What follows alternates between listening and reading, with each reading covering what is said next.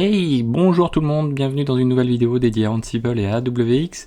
N'hésitez pas à vous abonner pour ne pas manquer les prochaines vidéos. Dans cette 82e vidéo dédiée à Ansible, on va s'intéresser à notre premier project avec AWX et notre premier run de Playbook.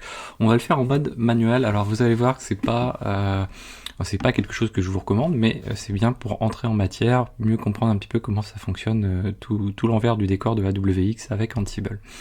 Donc pour faire ça, on est toujours dans notre déroulé, donc on a créé nos accès, on a ensuite géré notre inventory, et cette fois-ci on va s'intéresser à notre project avec le template à la fin pour lancer les choses. Alors le project c'est quoi? C'est, si on devait le rassembler sur l'idée, alors le nom je le trouve pas tout à fait adapté, mais le project ça regroupe ça regroupe tout ce qui est code au niveau de Ansible et non pas le project au sens large, un projet AWX où on aurait pu s'attendre à finalement à l'équivalent des templates. Les templates, eux, par contre, ont vocation à rassembler les projects et l'inventory, les coupler l'un avec l'autre, donc les machines cibles avec l'inventaire, le project avec le code et faire en sorte qu'on fasse tourner le bon code sur les bonnes machines. Donc ça, c'est le template. Alors, avant de commencer, quelque chose d'important, je l'ai déjà rappelé lors d'une précédente vidéo.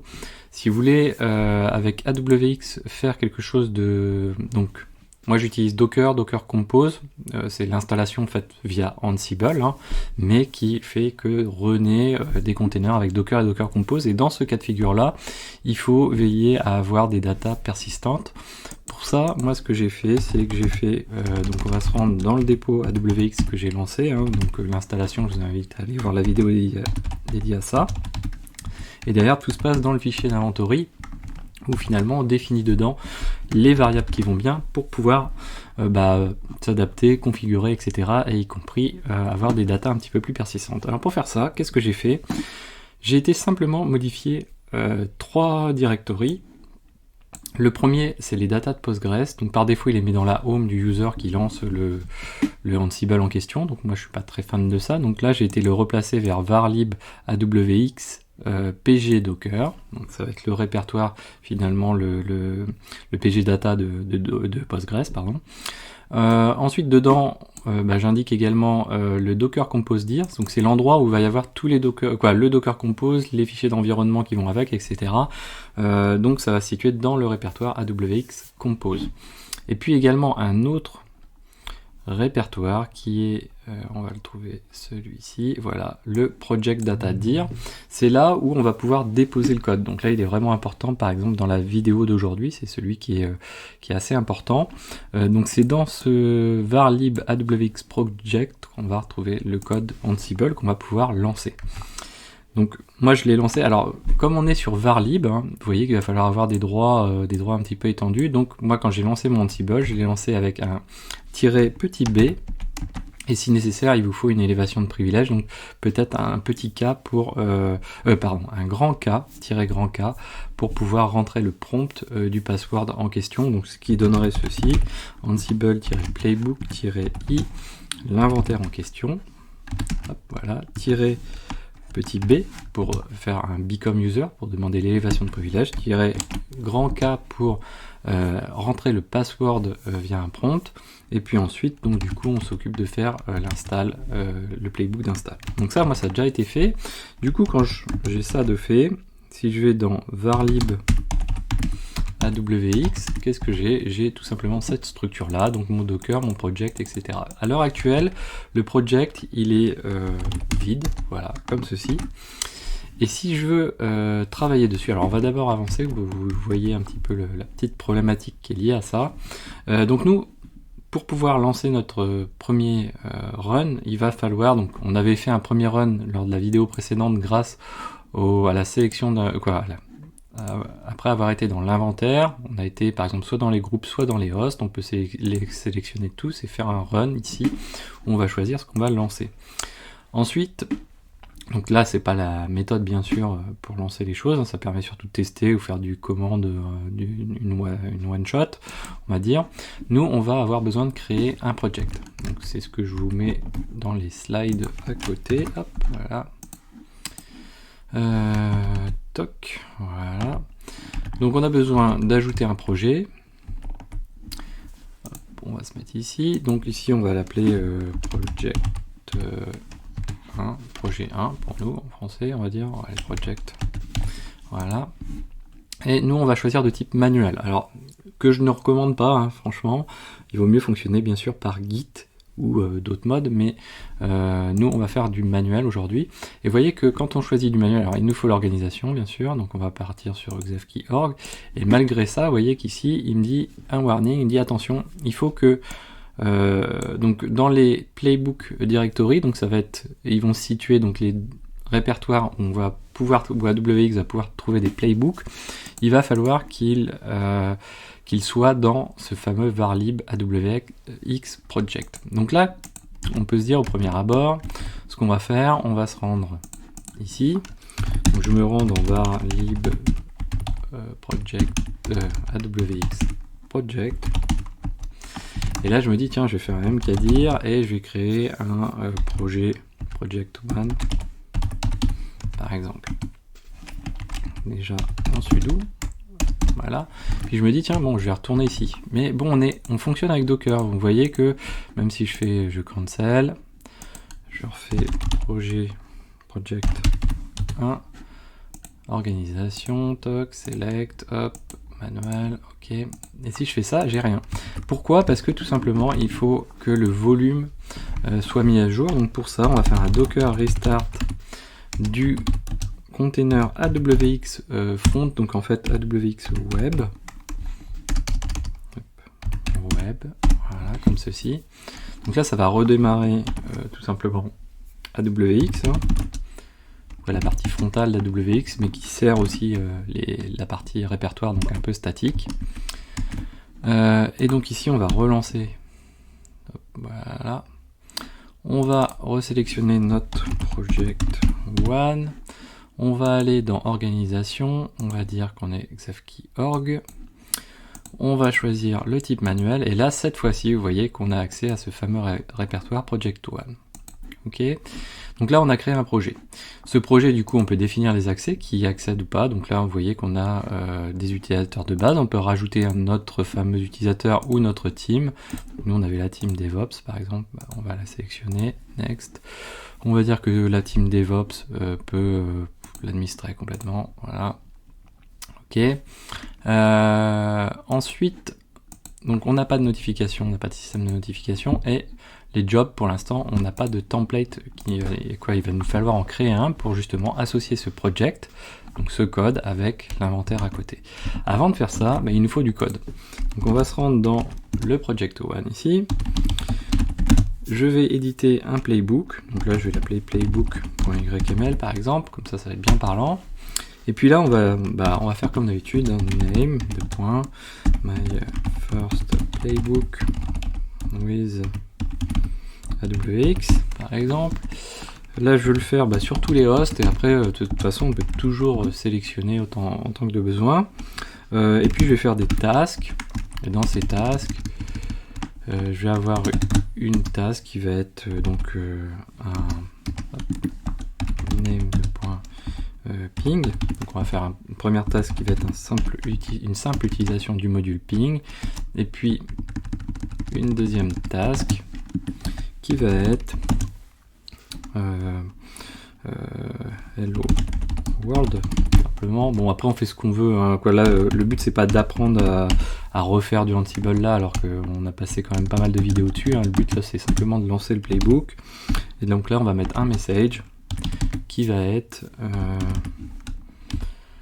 on n'a pas besoin de variable, hello xefkey, par exemple, comme ceci, avec le petit espace là qui va bien, et je vais enregistrer ça. Donc là, parfait.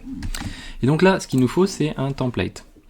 Donc ici, on a les templates. Alors, il y a deux types de templates, on y reviendra plus tard. Nous, on va utiliser pour l'instant le job template, vous avez le workflow template. La simple distinction qu'il y a à avoir entre les deux, le job template, ça va être vraiment un run unitaire d'un playbook, et pas de choses orchestrées, séquencées entre elles. Le workflow, lui, ce qui va permettre, c'est d'assembler des runs les uns à la suite des autres, et de rendre un peu conditionnels les uns par rapport aux autres. Donc c'est vraiment quelque chose de plus structuré, un peu comme un scheduler, tout simplement, un scheduler, un ordonnanceur de tâches plutôt. Donc là, on va créer un template. Ok. Dans ce template, ce qu'on fait, donc on va l'appeler template 1 par exemple. On va y ajouter ici, là vous avez le type de run, donc check ou run. Si on clique ici sur prompt on launch, ça s'applique à cette partie-ci, hein, ça s'applique pas à tout un bloc, mais juste à cette partie-ci. Et l'avantage de faire ça, c'est que au moment où on va le laisser, au moment où on va lancer le run, il va nous poser des questions, et il va nous poser les questions des listes qui correspondent, donc c'est-à-dire le type, et puis éventuellement d'autres, si on veut choisir, si on a plusieurs playbooks hein, dans le répertoire en question, on va pouvoir choisir le playbook sur lequel on fait tourner les choses, etc. Donc ça c'est assez pratique. Le project, nous on en a qu'un, donc par défaut il a choisi le seul project qu'on avait. L'inventaire, on en a également un seul, ça pointe vers nos deux machines en question. Les credentials, bien sûr il nous faut des credentials, on va repartir des credentials de la vidéo précédente qui est simplement le Vagrant avec son password. Donc là on parle de credentials utilisés pour le SSH. On ne set pas de variables, on pourrait setter des variables, ça équivaut à setter des variables avec le -e de la ligne de commande, on ne set pas de variables pour le template en question. On parle bien de template AWX, hein, ne pas mélanger les templates AWX et les templates Ansible, ça n'a rien à voir. Et puis ici, vous voyez qu'on peut rajouter des prompts pour mettre des limites, pour mettre la verbosité, etc. Voilà, bon, on va limiter à rien du tout, nous. Et privilège escalation, on n'a pas besoin dans notre cas de figure, et on va sauvegarder. Donc on sauvegarde. Alors j'ai dû oublier un morceau. Ouais, choose playbook, ok. On va décocher le prompt on launch, comme ça on va voir. Donc nous on va pas demander, on va faire du run vraiment à chaque fois. On sauvegarde. Et donc là on a un template qui a été créé, ce template 1. Ce template 1, on peut choisir, donc si je vais dessus, on peut choisir de le lancer directement, ou sinon, on peut éventuellement le scheduler. Donc là, on voit ses variables, on voit son détail, etc. On peut le rééditer, hein, ici, sans problème. Et on peut, donc si on a des notifications qui sont attenantes, etc. Et on peut le scheduler. Donc si on va dans les schedules, qu'on peut retrouver également ici, donc si on va dans les schedules d'un template, schedules d'un template, ici, si je fais add, ici, je vais pouvoir scheduler mon template. Donc là, on va pouvoir dire S1 par exemple. Ici, donc, je vais rajouter Paris, Europe, et on va rajouter Paris. Hop, voilà. Et là, il va nous proposer une fréquence. Donc là, on va pouvoir dire, tiens, moi je veux par exemple le faire tourner toutes les minutes. Voilà. Et avec un certain nombre d'occurrences ou jusqu'à une certaine date ou sans limite, donc il va tourner comme ça toutes les minutes, tout le temps. Là les occurrences, moi je peux lui dire voilà, pendant 5 minutes tu vas tourner. Donc là je sauvegarde et là il est schedulé. D'ailleurs il nous propose et il nous dit voilà quand est-ce que ça va tourner les occurrences que j'ai calculées. Donc là on va le laisser, vous allez voir que ça va tourner. On peut le disabler, le rendre inactif ici, hein, ce schedule, simplement le schedule, hein, pas le template, le schedule. Et puis derrière, donc on a les jobs au fur et à mesure qui vont apparaître ici, ceux qu'il va avoir réalisé. Donc les jobs, c'est une itération d'un template. Et puis éventuellement, on peut rajouter des questions, etc. Posées à l'utilisateur, etc. Donc là, on va le voir apparaître au fur et à mesure. Et vous allez voir petit à petit, alors là, on n'a plus de reliquat. J'ai fait un restart, donc on n'a pas l'historique. Ce qui est normal. Alors, on va le voir apparaître au fur et à mesure, normalement.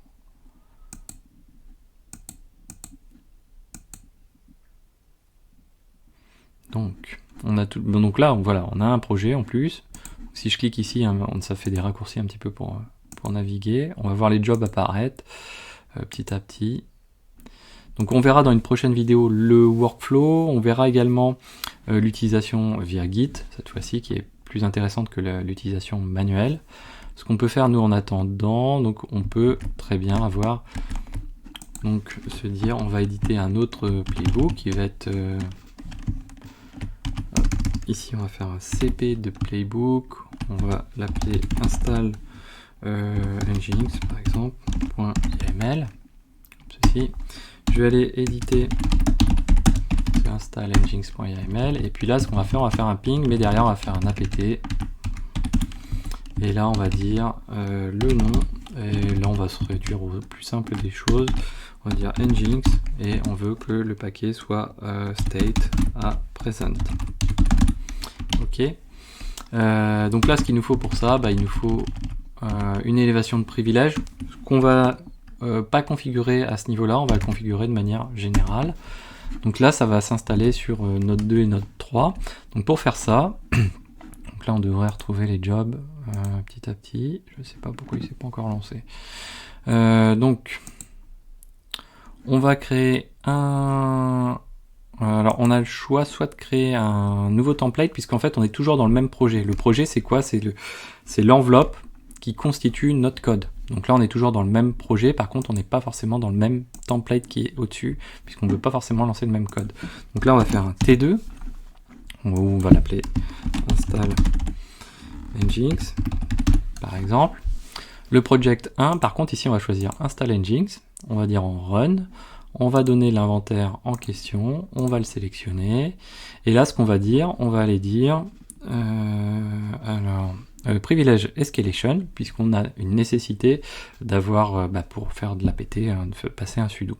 Alors la particularité, c'est que moi dans les crédentiels, j'ai pas besoin de setter un password ou quoi que ce soit pour l'élévation de privilège, puisque tout simplement mon user vagrant est no password dans le sudoers, donc c'est un peu particulier. Mais sinon en temps normal, il faudrait aller dans les crédentials, aller dans vagrant, le user en question, éditer, et puis aller choisir ici le password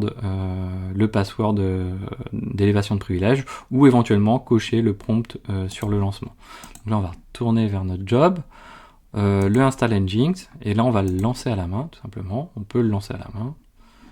Donc là toujours ce que je vous ai déjà montré, la petite particularité, en rentrer, en sortir. Alors vous voyez que là c'est pas joignable, permission deny, ah ouais, je crois que c'est peut-être les credentials. Ah, il s'est lancé en tant que root, vous voyez ici, donc on a un souci sur la credential utilisée a priori.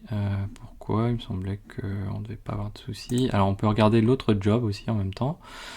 Hop.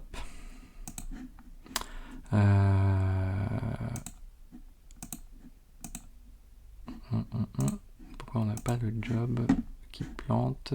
Mais il n'a pas été lancé l'autre toujours. Normalement il était schedulé.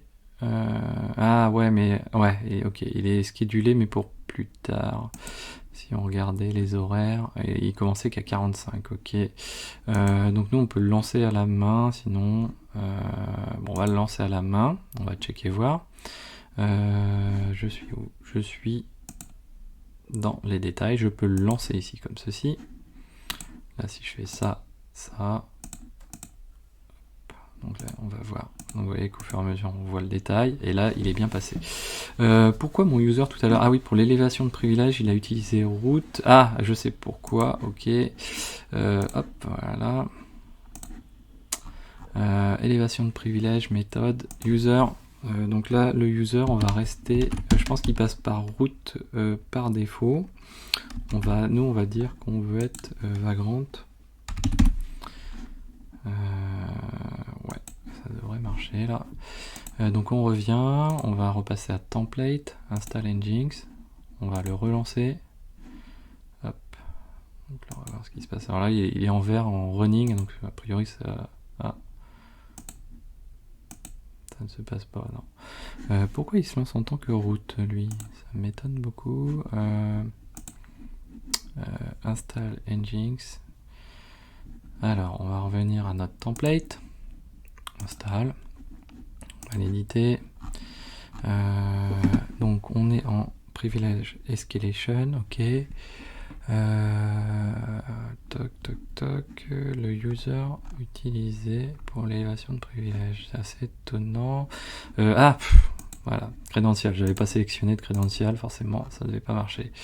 Ok, je sauvegarde, et ma crédential qui est là, je pense que je peux lui virer du coup le vagrant qui est là, il sert à rien. Voilà, ça me paraissait un petit peu étonnant. Donc on retourne sur le install, on le lance. Voilà, toc, toc. Et là, cette fois-ci, ça devrait mieux se passer. Voilà, donc là, ça se passe mieux, hein. Il arrive à se connecter au node. Et là, on va retrouver donc nos informations au fur et à mesure. Alors en attendant qu'il s'installe, on peut regarder autre chose, on peut regarder les hosts. Si je prends le node 2 par exemple ici, si je vais dans les facts, alors, ah oui, on n'a pas activé la collecte de facts, mais sinon normalement on pourrait voir les facts en question. Et là on voit les jobs qui ont été tentés sur ce node là. On retrouve notre installation qui a été faite, et là si je fais bah même on va faire mieux que ça, hop, 192.168.14.11, là je tombe sur un Nginx qui a été installé. Que dire d'autre sur cette partie là? Bah bien sûr après on peut sélectionner tout et déléter, ou quand on a un job qui tourne on peut le cancel, donc l'annuler tout simplement. Donc ça c'est pas mal non plus. Et lui, bah, le schedule, le problème c'est qu'il démarrait un petit peu plus tard, donc pour l'instant je pense qu'il a... Si, il a tourné une fois. Non, c'est celui qu'on a lancé à la main, vous voyez, il reste 4 minutes avant qu'il se lance. Voilà, donc j'espère que cette vidéo vous a plu, n'hésitez pas à la partager, à mettre des pouces bleus, à commenter, et moi je vous dis à très bientôt sur Xavki.